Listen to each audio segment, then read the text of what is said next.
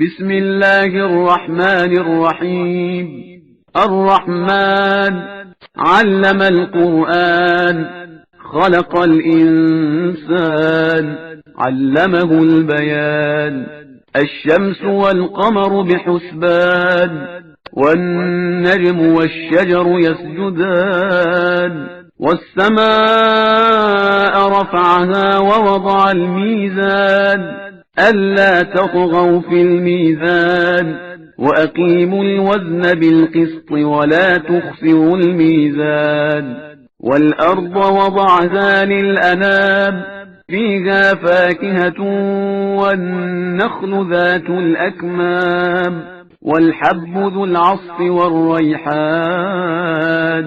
فبأي آلاء ربكما تكذبان؟ خلق الإنسان من صلصال كالفخار، وخلق الجان من مارج من نار. فبأي آلاء ربكما تكذبان؟ رب المشرقين ورب المغربين. فبأي آلاء ربكما تكذبان؟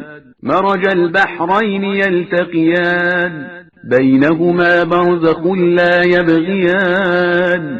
فبأي آلاء ربكما تكذبان؟ يخرج منهما اللؤلؤ والمرجان. فبأي آلاء ربكما تكذبان؟ وله الجوار المنشآت في البحر كالأعلام. فبأي آلاء ربكما تكذبان؟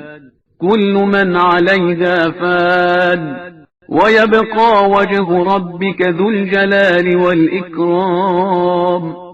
فبأي آلاء ربكما تكذبان؟ يسأله من في السماوات والأرض، كل يوم هو في شأن. فبأي آلاء ربكما تكذبان؟ سنفرغ لكم أيها الثقلان. فبأي آلاء ربكما تكذبان؟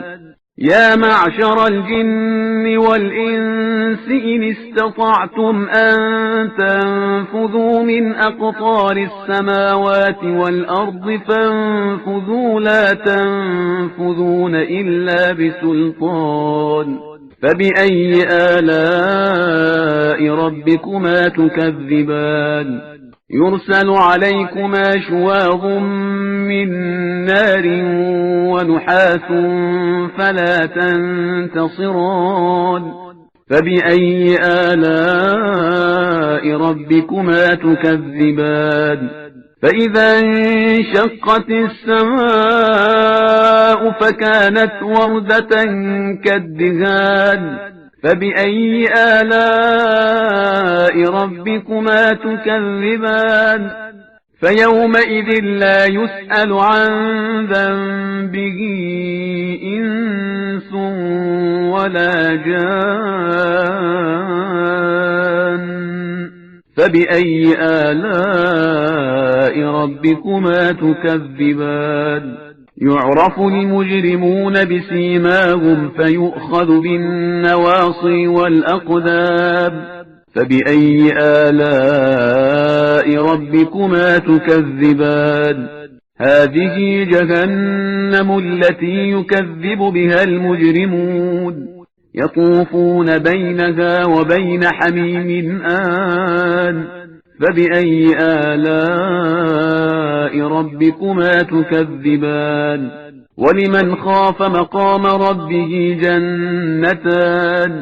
فبأي آلاء ربكما تكذبان؟ ذواتا أفنان. فبأي آلاء ربكما تكذبان؟ فيهما عينان تجريان. فبأي آلاء ربكما تكذبان؟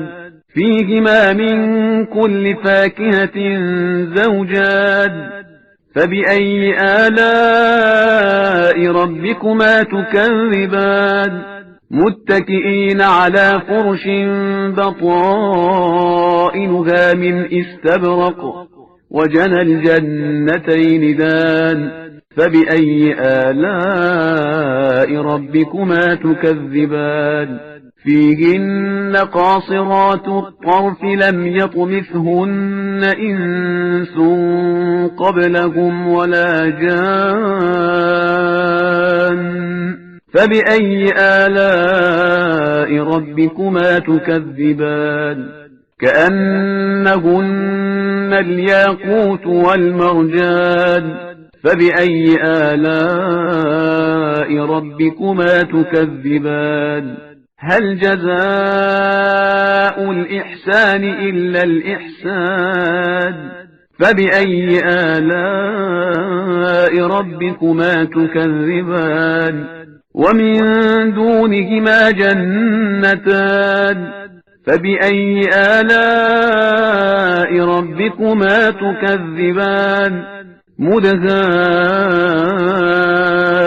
مدهامتان فبأي آلاء ربكما تكذبان فيهما عينان نضاختان فبأي آلاء ربكما تكذبان فيهما فاكهة ونخل ورمان فبأي آلاء ربكما تكذبان فيهن خيرات حسان فبأي آلاء ربكما تكذبان حور مقصورات في الخيام فبأي آلاء ربكما تكذبان لم يطمثهن إنس قبلهم ولا جان